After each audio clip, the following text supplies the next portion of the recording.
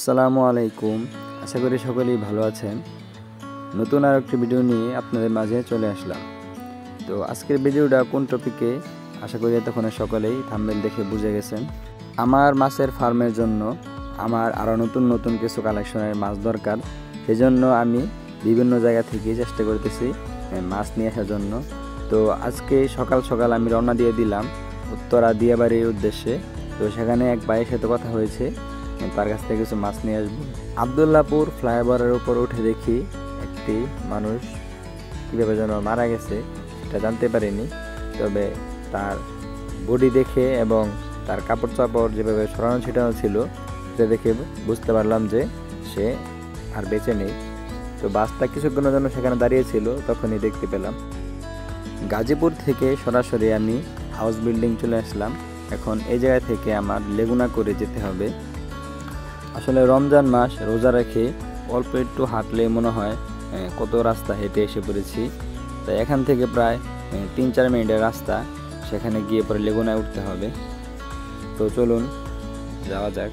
একেবারে সকাল সকাল আমি রওনা দিয়ে দিয়েছি, তা না হয় রাস্তার মধ্যে অনেক জ্যাম পড়ে যাবে। একে তো রমজান মাস, জ্যামের মধ্যে বসে থাকলে শরীরের অবস্থা খুব খারাপ হয়ে যাবে। তার উপর আবার আজকে শুক্রবার, মানুষের কারণে রাস্তায় হাঁটাই যাবে না।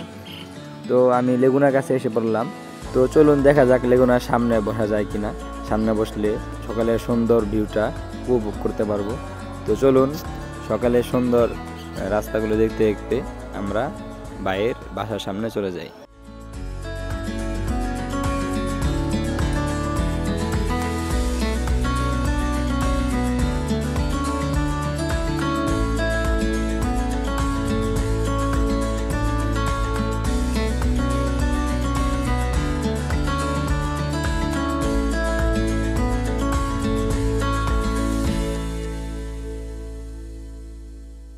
5 মিনিটের রাস্তা আমার 20 মিনিটে আসতে হলো, কারণ ড্রাইভারকে আমি লোকেশন বলেছিলাম, তারপরও সে অন্য জায়গাতে আমরা নিয়ে চলে গেছিলো। তার লাস্ট স্টেশন থেকে ঘুরে আবার সে আমাকে আমার লোকেশনে এসে নামিয়ে দিয়েছে। তো এটাই সেই কালীর গ্যারেজ, যে গ্যারেজের কথা ভাই আমাকে বলেছিল। তো এখন আমি এখানে কিছুক্ষণ অপেক্ষা করি, সে আসলে তারপর তার বাসার দিকে রওনা হব। তো অল্প কিছুক্ষণের মধ্যেই ভাইয়ের বাসায় চলে আসলাম। তো ভাইয়ের কাছে আমি ভালো কোয়ালিটি কিছু মিক্স দেখেছিলাম, আরটিপি, তারপর আরও কয়েকটা মাছের মিক্স এখানে ছিল। তো যে মিক্সগুলো আমি দেখে এসেছিলাম সেগুলো অধিকাংশই নাকি সেল হয়ে গেছে। তো এখন আমার এখানে অল্প কিছু পছন্দ হয়েছে, তো এখান থেকে আমি অল্প কিছু নিয়ে যাব, কারণ যেগুলো আমি মূলত দেখেছিলাম সেগুলো এখানে নেই। থাকলে আমি বেশি করে নিয়ে যেতাম, যেহেতু মিক্স। আর এখানে নাকি অন্য অন্য মাছের ফ্রাই আছে হিউজ পরিমাণ। তো এগুলো একেবারে ছোট, এগুলো নেওয়ার মতো এখনও সাইজ হয়নি। তো চলুন ভাইয়ের কাছে আরও কী কী মাছ আছে সেগুলো আপনাদেরকে একটু দেখাই। তো এই ট্যাঙ্কটার মধ্যে 2-1 পেয়ার ব্ল্যাক মস্কো আছে। তার কাছে আমার মতোই এত বেশি ট্যাঙ্ক নেই, প্রায় 6-7টার মতো ট্যাঙ্ক আছে। তাও এগুলোর মধ্যে সব ভালো ভালো মাছের কালেকশন ছিল, সব সেল হয়ে গেছে। এখন এত বেশি কালেকশন নেই, অল্প কিছু আছে।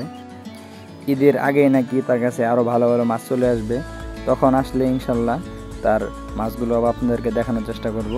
আসলে যে আশা নিয়ে এসেছিলাম তার পূরণ হলো না, মাছগুলো আমি সবগুলো পাইনি। তারপরেও ভালো কোয়ালিটির এক পেয়ার ডাম্বু মোজাইক পেয়েছিলাম, সেটা নিয়ে এসেছি। এই ডাম্বু মোজাইকটা উপরে ভরসা, এখন দেখা যাক কি হয়। আর অল্প কিছু মিক্স গাপ্পি নিয়ে এসেছি, কারণ আর বাকি যেগুলো আছে সেগুলোর মধ্যে এত সুন্দর কালারও আসেনি, সেগুলোর কোয়ালিটি এত ভালো না। যেগুলো ভালো ছিল সেগুলো আগেই সেল হয়ে গেছে। তো ঈদের আগে ইনশাল্লাহ আবার দেখার চেষ্টা করব সে কী কী মাছ নিয়ে আসে। তখন যদি ভালো মাছ পাই তারপরে সেগুলো দিয়ে নিয়ে আসবো ইনশাল্লাহ। মাছ নিয়ে আমি বাসায় চলে এসেছি। এখন এগুলোকে আমি আমার বড় হাউসটাতে ছেড়ে দিব, কারণ সেটার মধ্যে আমি প্রথমত নতুন মাছগুলো এনে সবগুলো ছাড়ি। তো এখানে মিক্স গাপ্পিগুলো আছে, সেগুলো আপনাদেরকে একটু দেখাই। 2টা ফিমেল থেকে একটা ফিমেল কালারটা একটু সুন্দর, আর মেল 2টা মাশাল্লাহ। আসলে যেহেতু এগুলো মিক্স করব আমি, তো এগুলোর 2টা সুন্দর হওয়ার এমন কোনো দরকার নেই, 2-1টা সুন্দর হলেই হবে। ভালো কোয়ালিটির মিক্স করার জন্য আমি আরও কিছু সুন্দর সুন্দর মিক্স নিয়ে আসবো ইনশাল্লাহ।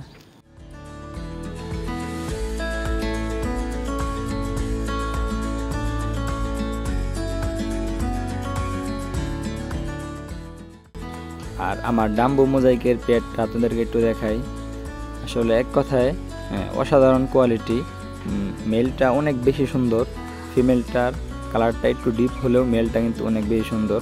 তো এগুলো থেকে যে ফ্রাইগুলো হবে সেগুলো থেকে আশা করা যায় ভালো কিছু হবে ইনশাল্লাহ।